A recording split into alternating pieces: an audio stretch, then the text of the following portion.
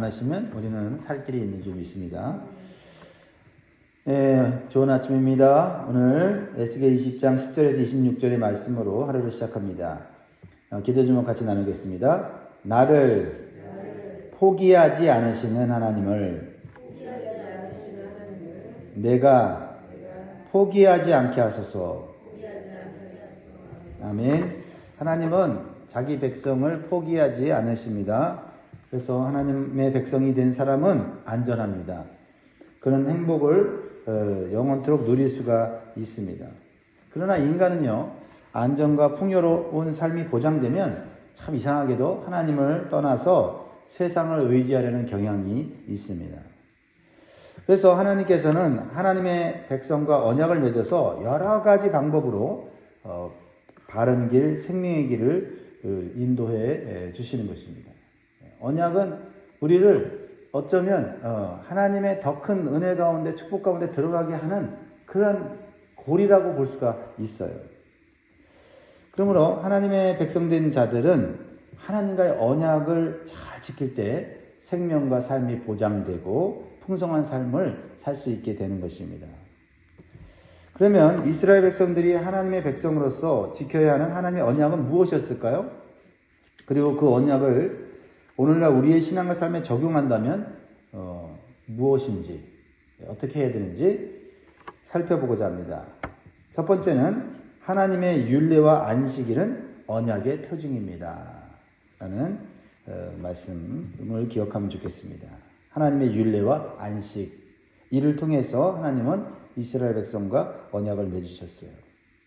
하나님께서는 이스라엘 백성들을 애굽에서 구원하신 후에 언약을 맺으셨습니다. 그리고 그 언약을 통해서 하나님 백성을 삼으셨죠. 하나님께서 언약을 맺으신 이유는 이스라엘 백성들이 그 언약을 잘 지킬 것이라고 하나님이 생각했기 때문이 아니라 하나님의 언약을 세우고 하나님이 지키려고 세우신 것입니다. 그래서 안식일은 단순한 휴식이 아니라 하나님과의 언약을 기억하고 신뢰를 고백하는 표징이었다라는 것입니다. 자, 10절부터 보면 그 하나님의 마음이 나오는데요. 그러므로 내가 그들을 애굽 땅에서 나와서 광야에 이르게 하고 사람이 준행하면 그로 말미암아 삶을 얻을 내 율례를 주며 내 규례를 알게 하였고. 그러니까 하나님 말씀을 지킨다는 것은 단순히 어떤 하나님의 말씀에 순종한다는 의미를 뛰어넘어서 살게 해주는, 생명을 공급해주는 것이다라는 것을 말씀하고 있죠. 12절에 또 내가 그들을 거룩하게 하는 여호와인 줄 알게 하려고 내 안식일을 주어 그들과 나 사이에 표징을 삼아노라. 그러니까 안식일을 지키게 함으로써 하나님과의 언약 관계를 계속 확인하게 해서 하나님이 그들에게 생명을 주고 그들을 이끌어 가시려고 하는 그런 표징이었다라는 거죠. 그러니까 안식일과 율례가 얼마나 중요한 것인가를 우리는 깨달아야 할 것입니다. 그리고 이 구약에서 안식일이 하나님의 백성을 확인하는 거룩한 표였다면 신약에서는 주일 예배를 통해서 하나님의 백성인 것을 우리가 기억하고 기념하고 또한 하나님 앞에 예배하는 것이라는 것을 우리가 기억해야 될 줄 믿습니다. 그래서 오늘날 주일을 지키는 것은 부모님께 받은 집 열쇠를 확인하는 것과 같아요. 열쇠는 단순히 금속 조각이지만 그것을 가지고 있으면 집에 들어갈 권리와 관계가 드러나는 거 아닙니까? 그래서 주일을 지키는 것은 우리가 하나님과 연결되어 있음을 나타내는 관계의 열쇠예요. 그리고 하나님과 언약 관계 속에서 하나님이 우리를 반드시 포기하지 않고 지키시겠다고 하는 하나님의 은혜가 사랑이 포함된 거예요. 그러니까 주일 예배를 지킨다고 하는 그것은 엄청난 축복인 것이죠. 그리고 주일은 우리의 삶이 하나님과 연결되어 있는지를 되돌아볼 수 있는 영적 여정의 이정표다. 우리 성도들께서 주일 예배에 대한 어떤 태도를 갖고 있는지를 다시 한번 생각하면서 이것이 단순히 내가 시간이 되면 주일 예배에 참석하고 시간이 안 되면 그냥 다음에 하지 이게 아니라 우리의 생명과 관련된 언약 관계 속에서 드려지어 있는 것이 주일 예배다라는 거죠.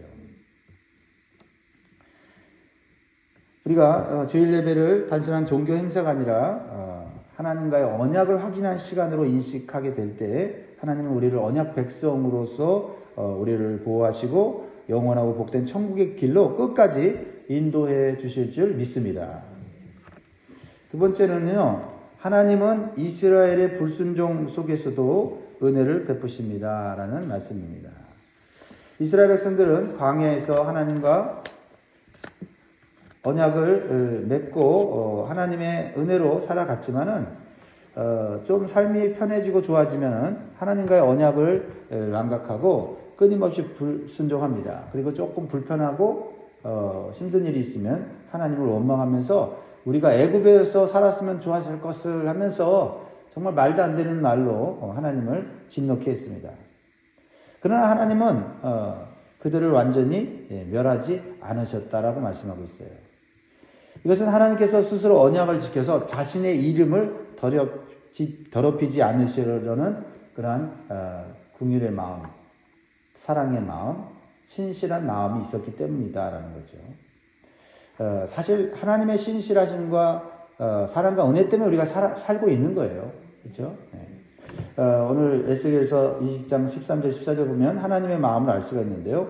그러나 이스라엘 족속이 광야에서 내게 반역하여 사람이 준행하면 그로 말미암아 삶을 얻을 나의 율례를 준행하지 않냐며 나의 규례를 멸시하였고 나의 안식일을 크게 더럽혔으므로 내가 이르기를 내가 내 분노를 광야에서 그들에게 쏟아 멸하리라 하였으나 14절 같이 있습니다. 시작. 내가 내 이름을 위하여 달리 행하였었나니 내가 그들을 인도하여 내는 것을 본 나라들 앞에서 내 이름을 더럽히지 아니하려 하였음이로라.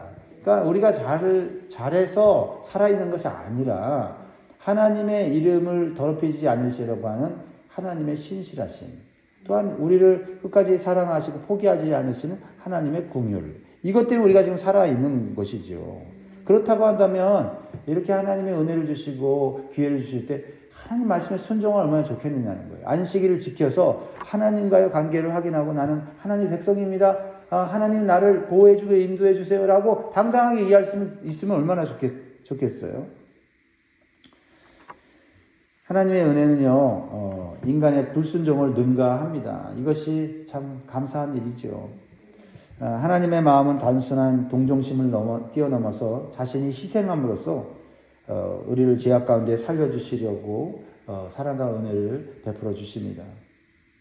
예를 들어서 아이가 부모의 경고의 말을 듣지 않고 넘어져서 다쳤을 때 부모는 달려가서 어떻게 합니까? 혼내기만 합니까? 그렇지 않죠. 품에 안고 그 다친 부분을 치료해 주면서 격려하는 모습을 우리가 보여주지 않습니까? 이러한 성품이 어디서 왔겠어요? 우리를 창조한 하나님에게서 왔겠지요. 그러면 그런 마음을 준 하나님은 얼마나 우리를 향한 애틋한 사랑을 갖고 계시겠느냐 하는 것입니다. 하나님은요, 우리의 불순종에도 불구하고 단호한 심판을 하시기 전에 은혜와 사랑으로 우리를 다시 일으켜 주십니다. 그래서 이러한 하나님의 사랑과 은혜가 예수 그리스도의 십자가를 통해서 확실하게 드러낸 것이지요. 로마서 5장 8절의 말씀을 우리가 기억해야 되는데요.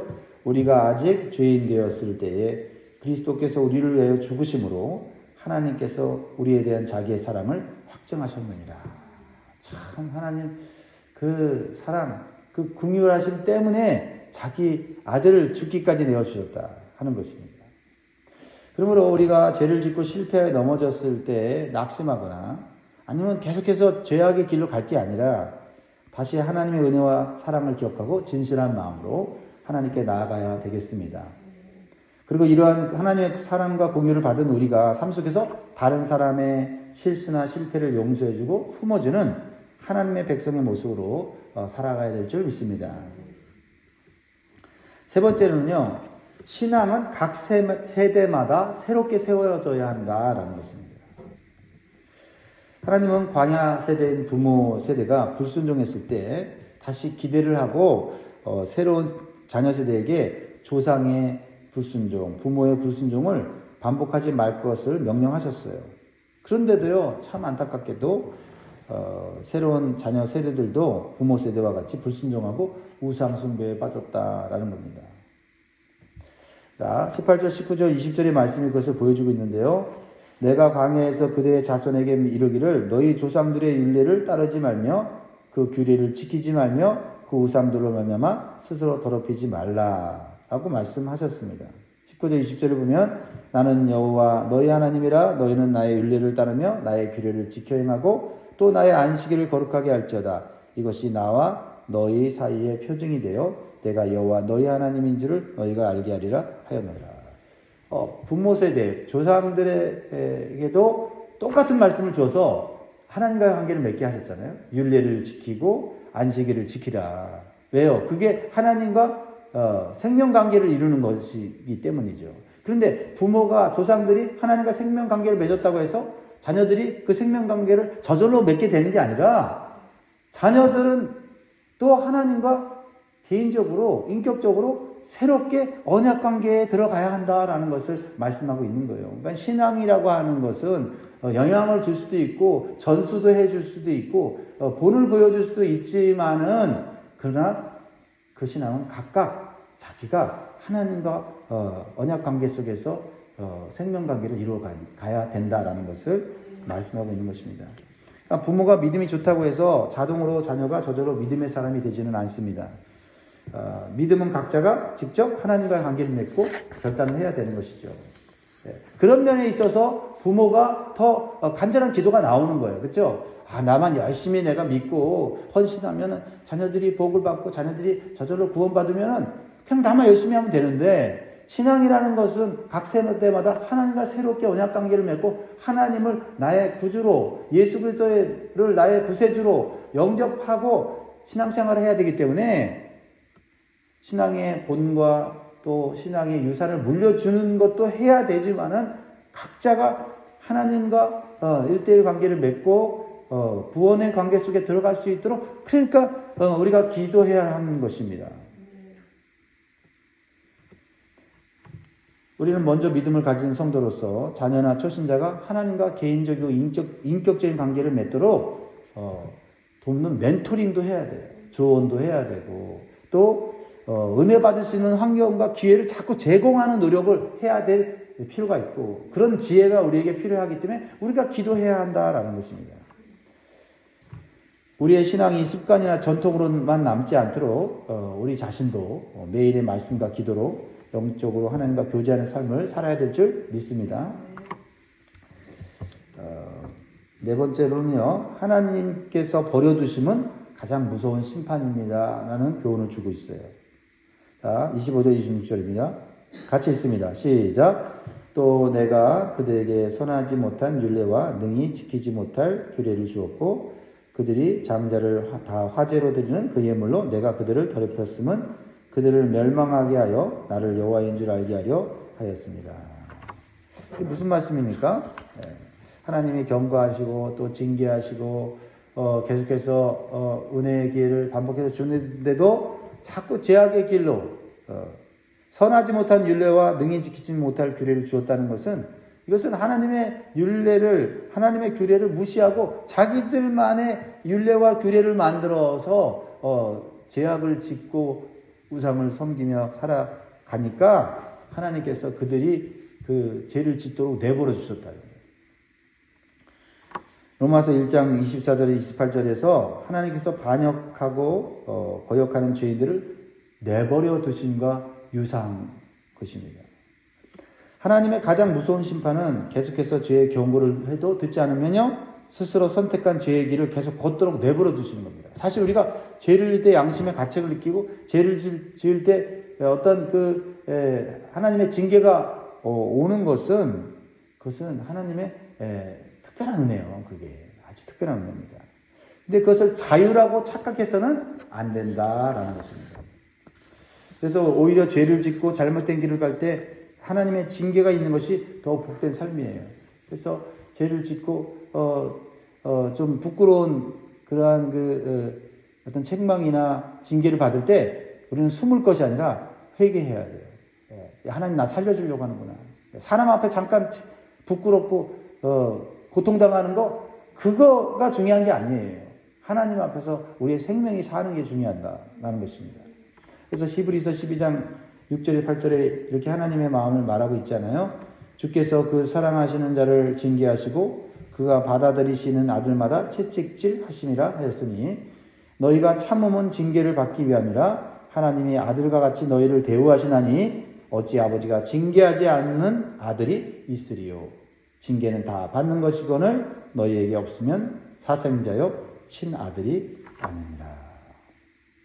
여러분 삶 가운데 양심의 가책을 느끼고 때때로 우리의 삶 가운데 하나님 잘 믿는 것 같은데 왜 자꾸 안 좋은 일이 생기지?